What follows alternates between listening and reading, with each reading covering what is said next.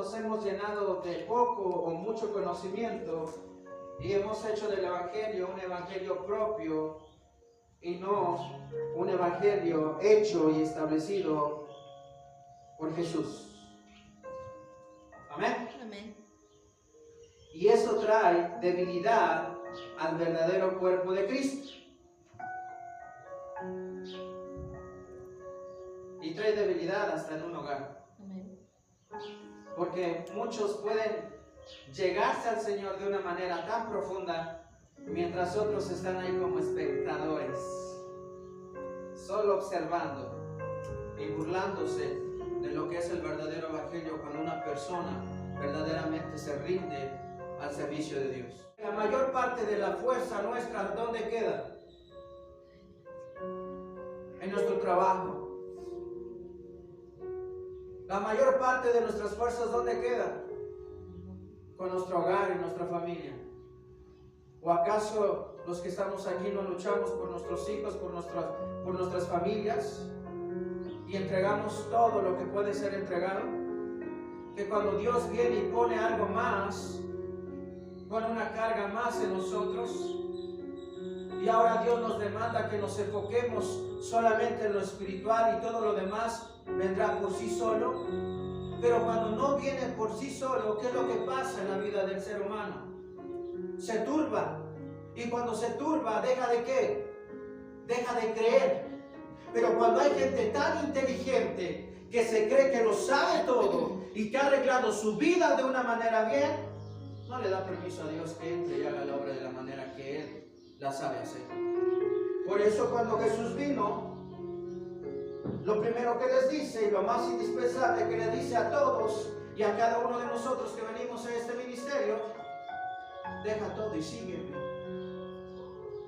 Y cuando dice deja todo, deja tu orgullo, tu pecado, deja tu vida propia, que yo tengo que derrumbar todo para volver a establecer todo de nuevo de la manera que yo lo sé establecer. Amén. Amén. Pero ahí está el problema, que cuando Dios dice deja todo, tú puedes cargar tu orgullo, porque cuando algo nos pasa siempre buscamos un culpable, pero nunca somos capaces de decir yo tuve la culpa, perdóname. ¿O no fue que buscaron un culpable tratando de enseñar otra cosa de la cual no estaba acostumbrada toda esa gente, y el único culpable fue el menos culpable, que fue Jesús? Amén. ¿Por qué? Porque no quisieron cambiar su forma de pensar ni su método, que estaban tan acostumbrados a llevar un evangelio erróneo y confuso. Amén. Amén. Y la carga tiene que caer sobre todos nosotros. Y más aquellos que Dios nos da la oportunidad de predicar el evangelio. Porque ¿de quién era la responsabilidad de guiar a un pueblo? ¿De guiarse por sí mismos? ¿O de dejarse guiar por los escribas y sacerdotes y fariseos? Ellos eran la autoridad máxima dentro del templo, dentro de la casa del Señor. ¿Cierto o no es cierto? Cierto. Pero cuando Jesús vino, ¿qué hicieron con Jesús? Si tú lees la palabra de Dios, dice la palabra de Dios que aún pusieron testigos falsos. ¿Tú eres un testigo falso? ¿Eres un testigo falso? ¿Eres un creyente falso? ¿Eres un Judas en medio de la iglesia?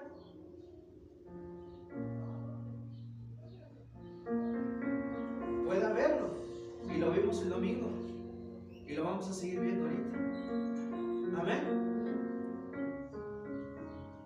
Porque no todos los que ya llegamos a conocer el evangelio verdaderamente hemos sido convertidos. Y Cristo nos mostró de una manera excelente y perfecta. ¿Solamente para saberlo? ¿Solamente para escucharlo? Amén. Entonces tenemos que entender que muchas veces tenemos un pueblo, Dios tiene un pueblo, Dios tiene una iglesia, y la mayor parte de la iglesia se vuelve una iglesia criticona, una iglesia que no entiende. Amén. Porque somos así, mis hermanos. ¿Por qué? Porque Cristo no llamó a justos, sino a pecadores. Y Él va a seguir tratando con nosotros hasta que nosotros dejemos este mundo. Todo el tiempo tenemos que seguir siendo enseñados, motivados, animados. Y tenemos que pedirnos perdón uno al otro. Amén. Ese perdón que no solamente, sí, te perdono. No, el perdón es, quita el bulto que te estorba en tu corazón. Quítalo. Quítalo porque no has perdonado. Quita el bulto que te estorba. Dios dice, vengan a mí todos los que están cansados y trabajados y yo os haré ¿qué? Descansar. Pero Él dice, llevad mi yugo. O sea, quita nuestro yugo, pon el de Él. Tenemos que llevar el de Él. Amén. O sea que seguimos con una carga, pero esa carga que Él pone no es una carga imposible, porque cuando dice la palabra de Dios que cuando uno es tentado, no diga que es tentado de parte de Dios, porque Dios no tienta a nadie. O sea, Él no te da una responsabilidad que Él sepa que no la puedas llevar. O sea, no es una carga como tal, pero se vuelve carga durante el proceso, porque esa carga te va a conllevar un sacrificio que tienes que caminar día a día con el odio, con la crítica, con la murmuración y hasta con ganas de matar. Aprended de mí que yo soy ¿qué? ¿Que yo soy qué? Manso y humilde. Aprended de mí. ¿Se dan cuenta que Jesús, o Dios el Todopoderoso, porque cuando dice yo y el Padre uno somos, quiere decir que la esencia del Dios Padre, de Jehová de los ejércitos, está en Cristo, y que el poder que había en el Padre estaba en el Hijo, y que Dios no habla de una humildad donde Él se deje pisotear, porque vendrá nuevamente, pero ya no vendrá como vino la primera vez, sino ahora vendrá con todo el poder, su autoridad, y humillará, y toda rodilla se doblará, quiera o no quiera. Sí, amén. Entonces no habla que necesitamos ser tontos y humildes y dejarnos pisotear por todos. No. Así es. Jamás. Hablar la verdad es mantener la verdad de Cristo. Así es. Y soportar la carga que Cristo ha puesto en nosotros, pero nunca ser más humilde. O sea, tu marido, tu esposa o el mundo no tiene que ganar, porque Dios es más poderoso que aquellas cosas. Entonces, o se regenera esa mujer o se regenera, o si no, algo va a pasar. O se regenera ese hombre, o se regenera, o algo va a pasar. Pero si pasa por lo correcto, fue bueno. ¿O acaso la muerte de los discípulos fue mala? ¿Fue tonta? ¿Fue pérdida de tiempo? No, jamás. Fue algo bueno. Que para el mundo decía, pero ¿por qué morir tanto? ¿Y por qué pelear tanto por la verdad? ¿Y por qué hacer tanto? Y te vuelves un fanático, loco, religioso, como a Pablo le llamaron varias veces. ¿Qué aprendimos el domingo pasado? ¿Cuál era la expresión de la iglesia de Corintio? Que era fuerte en sus cartas. Dice, tus cartas son muy fuertes y con mucha autoridad, pero en persona eres débil. Pablo no era débil. Pablo tenía la capacidad de hacer tantas cosas en el poder de Dios. Así es. Amén. Amén. Y hay algo más profundo de lo que es la vida del apóstol Pablo. El apóstol Pablo, Dios notó que el apóstol Pablo podía perder el control por tener todo el conocimiento y todo el poder que Dios le había dado. Entonces, lo que dio Dios a la vida de Pablo fue un aguijón. Algo que lo mantuviera humilde y que nunca se sintiera grande. Ese algo lo atormentaba a Pablo para mantenerlo con una humildad que en la iglesia de Corinto no tenía. Porque ¿qué había en la iglesia? Había gente que se creía superior. Así es. En todo aspecto. Amén.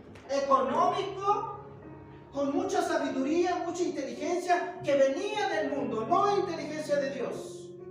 Se creían superior aún a los mismos líderes que estaban llevando a esa iglesia en Corintios. Amén. O en Corintio.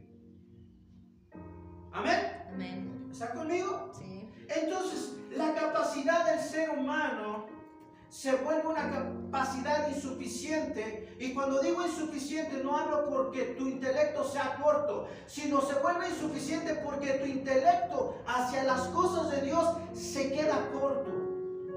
¿Por qué? Porque entiendes lo que te conviene, pero no entiendes todo lo que te conviene para el resto de tu vida. Es decir, tú vives el cristianismo cuando tú lo quieras vivir, pero quererlo vivir de la magnitud que Cristo lo vivió o de la magnitud de la cual los discípulos la vivieron, te quedas corto ahí.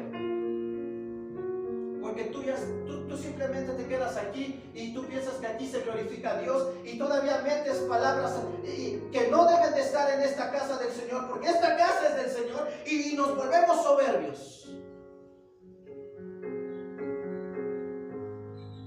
Ahora vamos más profundo. Si esta es la casa del Señor, dime dónde llevas la casa del Señor todos los días. Cuando dice que la casa del Señor es el templo del Espíritu Santo, hablando de tu cuerpo mismo. ¿Acaso tú glorificas con tu boca cuando te da la gana de hablar como tú quieras? Y ese es el templo. Ahí mora el Espíritu Santo. Y vuelvo y repito, lo llevamos por encima. Nadie quiere meterse a lo más profundo. Nadie quiere irse y lastimar aún su propio cuerpo. Y aún sentirse el más vil y despreciado. David dijo esto: Señor mío y Dios mío, escudriñame.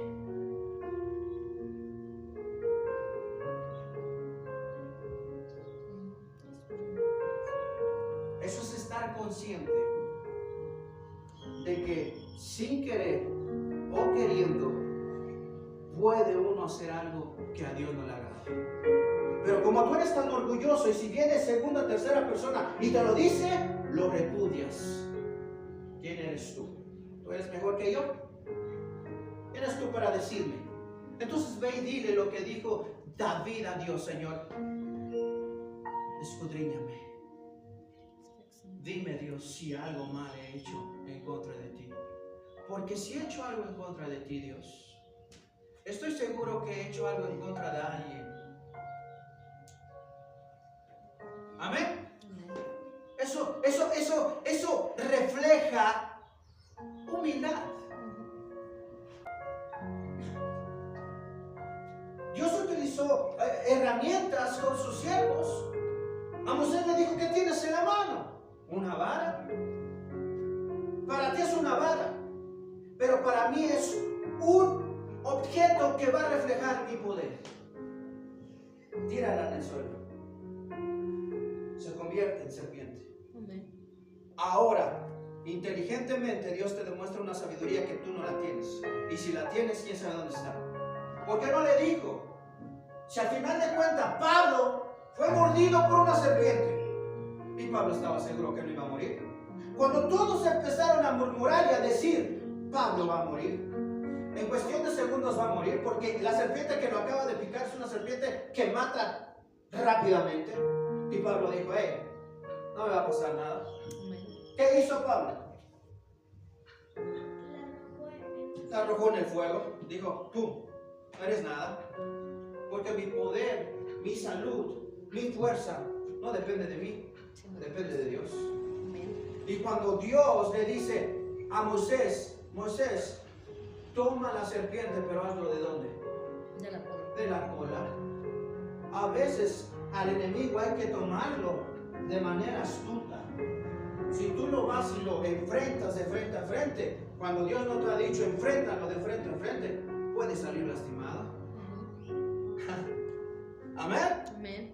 So Dios te da el instructivo de cómo actuar Amén. y cómo llevar tu vida a una vida exitosa en el cristianismo. Pero tú no lo tomas. ¿Por qué? Porque desechas todo consejo que proviene de parte del Señor.